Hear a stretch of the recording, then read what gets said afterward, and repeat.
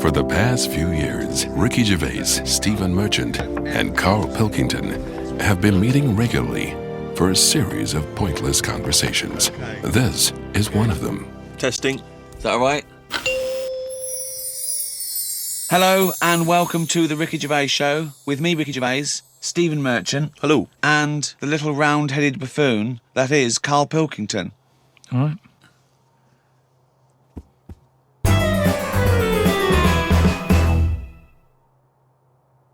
Okay, then listen. Right, I've found some things that I think will interest you, and I want your first thoughts on these. Okay. Now these are facts that I've sourced.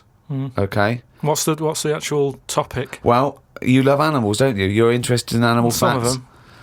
I don't love them. Some of them fascinate me and stuff, but a lot of them also get on my nerves. I don't know how an animal can get on your nerves. They just do. Okay, then here you Right. go. There's a frog, Karl. Just a little frog, a poison frog, that contains enough poison to kill over 1,000 human beings. Why is it that annoyed? It's not annoyed. Well, why is it going about killing 1,000 people? No, it has the potential to. It has enough poison, it has enough toxin in it that could kill 1,000 human beings. But does it need that? Whereabouts is this? Where's it living?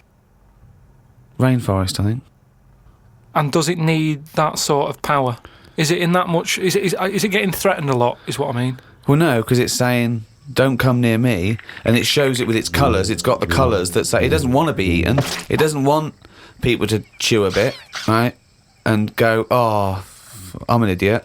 It's saying, look at my colours, don't eat me. Don't want to come near me. But then why give it bright colours? Because now it's standing out. Yeah, and it's going, don't eat me. Yeah, but make it a colour that fits in, like camouflage. Why make it orange? Of course it's going to stand out, and then they'll attack it. And then it'll turn around and bite and kill 1,000 men or whatever. No, it doesn't bite. It's the fact that if you were to eat it, you would die. Yeah, but who's going to eat it? Well, things that eat frogs. The French. And they go, sacre bleu, you have killed me and 999 of my friends. But why is everything, like, surviving like this, though? I thought it was all about survival of the fittest, not the one who looks the hardest. Well, but survival of the fittest is whether you're chosen or not by nature. No, but I'd survive if I could go about killing 1,000 men at one bite. It's not fair. It doesn't bite. It's Well, whatever, if it licks you or whatever. But no, it doesn't not seem- if it licks you. If you lick it. Well, I'm not going to lick it. It's not going to happen. I will not be licking a frog. So it's of no danger to me. So I could still kill it, and there's no chance, at no point am I going to lick a little frog's head. Not when it's alive or when it's dead. I love the fact it's all about you. It's all about how it relates to you. And he's annoyed that they're getting away with something. He doesn't like any sly animals. He doesn't like animals hiding. He wants them hide. He doesn't want animals killing things. Then he wants them to kill things. He doesn't know what he wants. When they say survival of the fittest, they don't mean that, say, lions have been working out in a gym. It Do you means understand? it means the fittest gene pool, and the fittest gene pool is a gene pool that's still around. That's all it is. You think that everything, slugs, cats, are all somehow, their ambition is to be like us, or to have the attributes like us, that they can speak, they can talk, they can think, they can act. I only think that because when you see people with these pets, lizards, cats, whatever, they treat them like the humans. So I think if you do that enough times, they're going to start getting familiar with Again, certain... Planet of the Apes. No, He's I'm thinking talking, of Planet of the Apes. Say like you with your cat, the way you talk to it, you give it a little cheeky massage and that when it's stressed out. No, you made that up that it It's was a stressed cat. out. I'm just playing with my cat, right? If anything, the cat is to de-stress me. So you're talking to your cat, Rick. Is it answering back much? How are the conversation's going with your cat? Well, I have more intelligent conversations with my cat than I do with him. Yeah, here's one, right? When my gran died, right, she had this rubbish dog, right, and that's all we got left. It was called Fluffy, and like my gran looked after it in a way that it was treated like a human. Do you know what I mean? Had a little coat on when it went out and all that. Anyway, so she died. We get left it. My dad's like, oh, bloody hell, right? Before you know it, it was a wreck. Because we weren't sort of bathing it the way she bathed it. We let it out if it wanted to go out. It got covered in oil. It used to go under the car and everything. So it went from looking like this fluffy, poodle to just being a bit of a wreck. It got hit by a car, it ran sideways like a crab and all that. In the course of how long? A month? Probably about two months or something. Yeah. Now, so it went from being over-treated to just being treated like a dog. Yeah. But a dog isn't, is not a indigenous species anywhere. We sort of bred those from, but change jackals it. All and I'm wolves. saying is change it. Take away the dog thing. I mean, that lizard thing you've got, Salamander. it's still sort of treated as part of the family, even though it Well, does it's not. nothing. How is it treated as part of the family? Just the way, it's looked after, that big area that it's got to itself. We stick it in a case and feed it a cricket now and again. How is that like one of the family? It doesn't matter because it's in your flat. It is in Karl's family.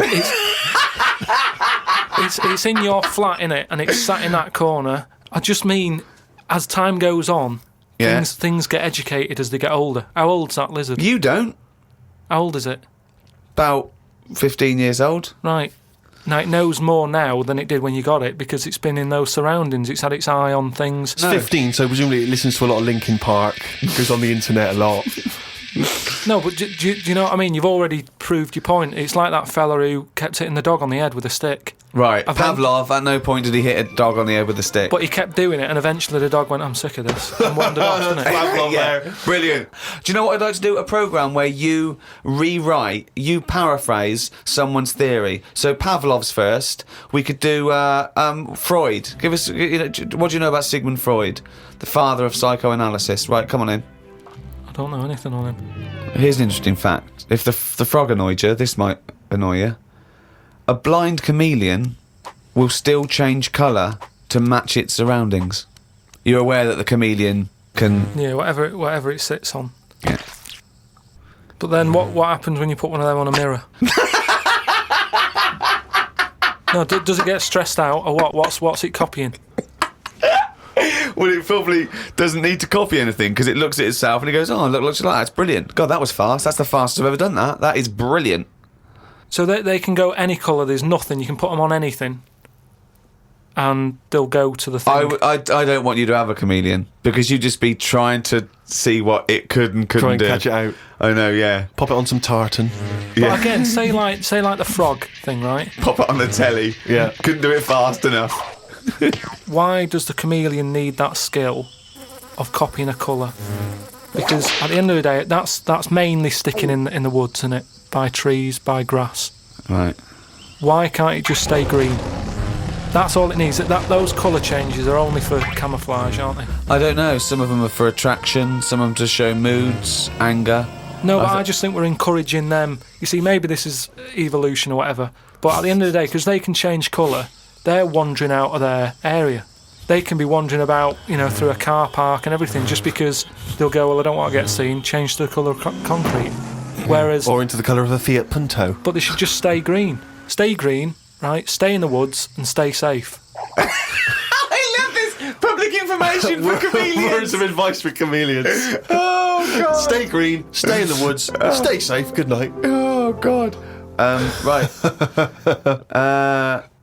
The only time a turkey whistles is when it panics. Christmas time then. Yeah. What do you think of that, Karl? It goes from one extreme to another, doesn't it? You've got a frog who's going mental, It's not going mental. killing thousands of people. No, that's not. That's got that sort of power. Then you've got a turkey who's whistling for help. You think that you should redress the balance a little bit? You want to give... What would you do? Give the frog the ability to kill 500 and the turkey 500? I don't think it should be killing... I reckon 10. 10, because... You've made your point with 10, haven't you? Do you think that he's got 1,000 in his lifetime, like he's got 1,000 to kill? I don't think you understand. I just He think... doesn't really kill 1,000 people. It doesn't mean someone goes, Frog, you have the power to kill 1,000 people in your lifetime. Choose them wisely. But I just think if it needs that sort of power... It should be fighting evil. Well, it's not... it's knocking about the wrong area, isn't it? If it's under that much danger, move.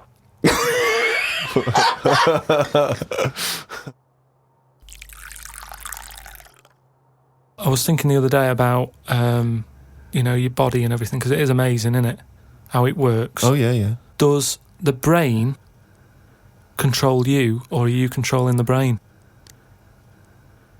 I don't know if I'm in charge of mine. Nor do I, There's Karl. a surprise. Nor do I, No, Karl. do you know what I mean though by that? Does the brain control you, or do you control the brain? Like, don't you ever sort of think sometimes? Say if you're making, But 'cause you I are was the making, brain. No, but I was making a shopping list, right? Going right, I need some rice, kidney beans, and I thought I had everything, and I sort of was rolling up the paper, and then something went, oh, an onion. Your brain did Something that. went an onion. Was it Suzanne? No, well, my brain sort of went, you forgot something. Yeah. I didn't think I'd forgot. I was No, putting you that- are your brain. No, but don't you understand? My brain was I was in control of my brain when I was writing down rice and kidney beans. But you're not in charge of the onion. That's another part of the brain that's in charge of the onion. The onion sector. No, but I put the paper away, putting my coat on, ready to go and get the rice. But your onion lobe kicked in. What? So you put the paper in your pocket, you got the coat on, then you just suddenly hear Then from it nowhere, was just like onion. Yeah, I'm not even thinking about that shopping list. It's in my pocket. I'm thinking, do I need my gloves? It's cold out. Yeah. Suddenly, onion, and it was like, oh yeah, onion. Yeah, I had to get the paper out. You So had what to I'm write that saying down. is, But who's in charge? The brain, the mind, the brain is the. What are you doing? Who's in That's charge? just you forgot the onion, and then you remembered the onion. You must have forgotten things in the past. No, but not like that. Not where, like, it just made me think that was weird. Who reminded me of that? You did. Yeah, but I'm not. No, you are your brain. It's not like there's you, then there's a brain, then there's an extra one looking down at it. Oh, the meta brain, the thing above it. No, but your brain. How does your brain work? You give it information, don't you? Well, it takes. Do you mean you give it information? Well, If I sat in a room with nothing, not feeding it anything, it wouldn't know anything. No, but there's this thing But that there's then- two yous. It's this thing that there's this. Karl and Karl's brain. Yeah, there's not a duality in this. If you go, come on, now think. That's the brain saying that to itself. It's not. There's not two people in there having an argument. Come on, brain. And the brain's going, oh, don't you start, I was thinking then. And the other thing's going, brain, onion. And the brain goes, Karl, onion. You are your brain. If you are anything, you are your mind, your brain, your collection of memories, your personality. You're not what you look like. Does that answer your question, Karl? What did you think of then? You were thinking of a tortoise on a skateboard then when I did that last sentence, weren't you? You know, whilst you've been working on that, I've been travelling about a bit. Went to Dorset, right? Nice beach there. And you know those huts you get? Like a hut on the beach, and Where you get changed? you can get changed in it, but they're better than that. It's like you can put a telly in it, sofa if you want. Oh, you don't mean the Victorian changing hut? Yeah, You mean those sort like of things. It's sort of bigger than that. Yeah. And we're walking down there, and there was a really sort of big fat family in one of them. There was about 4 of them, and you could tell that they'd never had a game of anything. Do you know what I mean? They just sit down there, eating ice creams, looking at the sea and what have you. And the weird thing is, the little fat kid, the youngest one, who must have been, I don't know, about 8, he was really fat to the point of you couldn't see his neck. Yeah. And he sat at the front of his mum and dad and his older sister. He sat there and he had a frisbee, and I thought, look, they don't want to play with him. I mean, that's an active game to play, isn't it? Yeah. Frisbee. As we got closer, he was just using it to eat Maltesers out of. I just thought, even again, you know, the one active thing he's got, he's using it to eat out of. Yeah. Extraordinary. And that just sums up what people are like now when it comes to keeping fit and activities. Oh, that's fantastic. One thing I've noticed, because I occasionally go to the gym, and you know those guys who work out constantly to give themselves extraordinary physiques. Just they're on the trip, they're on the weights, and they're really. I've noticed in the summer particularly, those guys cannot wait to get their shirts off. Yeah. Everywhere you see, they're walking around. If they've got a good torso, they are walking shirts off. Even I think if you go to nightclubs, I notice there's always one guy who's thinking, well, I have put so much work into this body, I have got to get my shirt off on the dance A floor. vest, yeah. And it comes straight a off. brand new tattoo. I'm not covering that up. Exactly. I've paid a lot for it. Let's see it. Yeah. But that's what we were saying about bodies. I can't remember why we were talking about it. We've got to a point in science now that you can change your head. Right? No, well, that doesn't make any sense at all. It was a program on. It was done in the 50s or 60s where they stuck a monkey's brain on a stick and had it wired up and it still worked. Right. Right. Okay. And that was in like the 60s or right. whatever. Okay. Well, So- to say to change your head makes no sense at all. Because if you put a different head on a different body, you're changing the body. Yeah, I know. Well, that's what I'm about to say to you, though. What? That's what I'm saying. That I'd be more confident if I had someone else's body. Because if anyone dissed it, I can go, no, it's bad, innit? But it's What not are you mine. talking about? Well, it's like, say... As opposed to someone else's head? yeah. Well, What, it you'd wouldn't be rather- me, would it? The head is me. Well, of course it is. That's what I mean. Yeah, So the what do you head's mean? me. You'd be happier having someone else's body? What, than your own? What I mean is, say if you're wandering about, for some reason, there's an incident. You have to take your top off and that, and everyone's looking at you, right? And you're a bit sort of, you haven't got the muscles and that, you haven't got the six-pack, All right. which isn't that nice anyway. I don't know why that's become a nice thing, really, seeing the insides of you. You might as well... I mean, I know I came up with the see-through skin idea, but it's a bit weird, isn't it? You can see stuff. No, it's the muscle in front of the... No, it's not. Sometimes is. you can It's see not the- It's like, not the tubes. outline of your No, organs. you can't see tubes. You can see tubes and veins and stuff. Well, you can see veins. Yeah, well, I don't want to see that. That's why we've got skin over it. Is Well, what stop I mean. looking at naked men, then. Why- No, you but keep sometimes you can't help it because it's been hot, and like you say, there's people walking about with vests on and that. So anyway, what I'm saying is, say if some incident happened, I'm walking about with my top off. Right. Girls are laughing at me, right? Why? Don't know, they might. Yeah, go on. So they wouldn't look at your body, they'd all look at your head. So what I mean is, Yeah. rewind that, right, and imagine all that happens again, but I've got someone else's body. Right. Whose body? Just some fella who's died, and my body was injured, and they said, we've got a new body in. You can Right. have it. We'll Yeah. stick your head on it. Yes. Yeah. Now, say if... They're laughing at you. they are laughing at the body, They're laughing yeah. at the body. Yeah. But at least I'd be able to sort of go, I know it's a mess, but it's not mine. At least I don't have to claim ownership. So all of this extraordinary technology that can make put one head on another person's body, so you can go, it's not my body. No. But it's not your own. I'm not being funny though. So if you have a body transplant, right, and you're there, you're at home, naked, you look down, Yeah. lovely penis and a set of testicles, Yeah. right? What do you do with them? What do you mean? What am I doing with them? Well, do you like them? Well, you wouldn't mess about with them as much as if they were your own.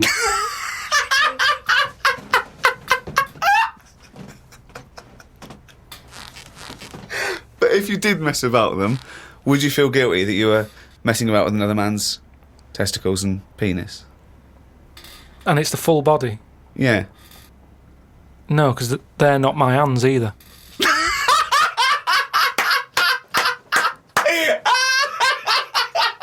You're a genius! You're a fucking genius! So what you're doing is watching someone else wank. Yeah.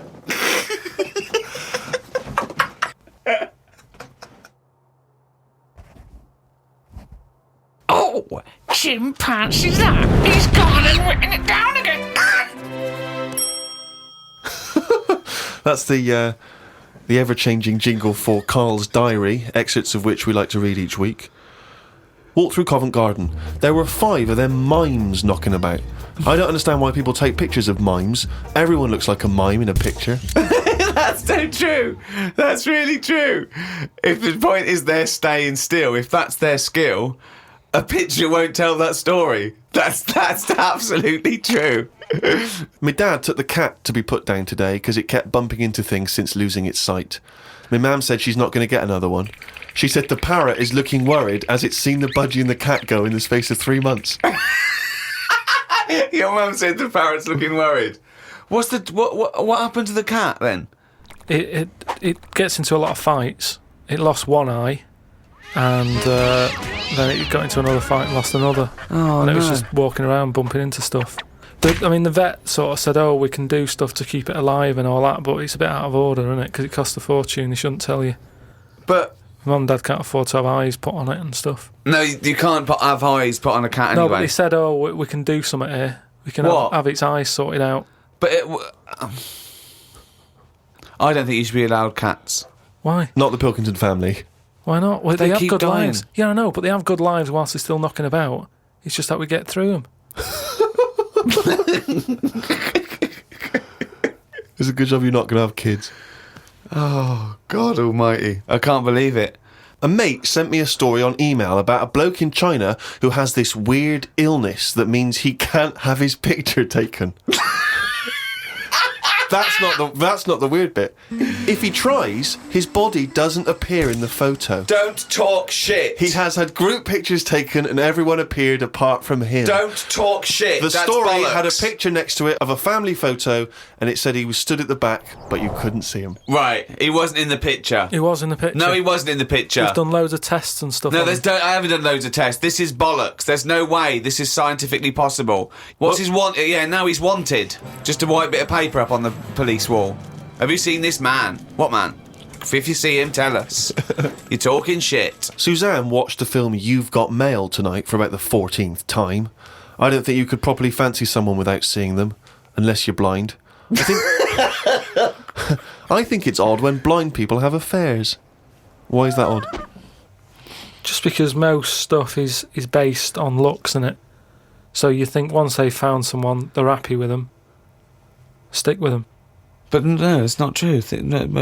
Most things are based on looks. What I mean is when you first like meet someone and that. Well, initially it's only looks because you don't know them. So that's what I'm saying. But that's a ridiculous thing to say, isn't it? Well, no, it's just what I think. I'm not saying that's like fact or anything. I'm just thinking if you're blind, why mess about? You're still basing on it if it's only looks that people find. What? Yeah, I'm just saying. So why is a blind person messing about having an affair? Because I'm saying that presumably that blind person isn't basing anything on looks. I just all right. I mean, maybe that's not. I mean more like. Do you want me to cross it out? Shall I cross it out? Because it's just the same way. I think I put how people. I read something in a Sunday paper once with some bloke who was going out with some woman. He ended up going out with a sister who was a twin. If you're gonna have a change, have a change. Spoke to Ricky about trips to the moon. He was up for going just to see what the world looks like. I came up with the idea of a giant mirror on the moon that would reflect the world back. He had a few questions, but I had the answers. Yeah. He changed the subject. I won. Right. My first question was, how would you get it up there? He said bit by bit. That'd be a good mirror then, wouldn't it? I said, how big would it be? He went, you'd still need a telescope. I said, how would you get it on the right side of the moon, always facing the right? He went, what? He went, does the moon move then? I went, yes. And if we don't like the mirror on the moon, we can always wallpaper over it. It's Suzanne's birthday tomorrow, so I've got to get her something. I sometimes think it would be best if we didn't celebrate birthdays. I think people would live a bit longer if they didn't know how old they were. Age puts restrictions on things. She said something about wanting one of them posh badges to put on her coat. I will look for one later. I love the fact that around the time that you've got to buy Suzanne her birthday present, you think that birthday presents are a bad idea. Got up early, it's Suzanne's birthday, gave her the card and present. She was well happy with her posh badge. She wore it to work. It's quite nice to hear a moment where she was actually happy for once in your company. They always say when you get someone a present, you should buy them something they wouldn't buy themselves. Daft rule. I want something I would buy myself if I had the money.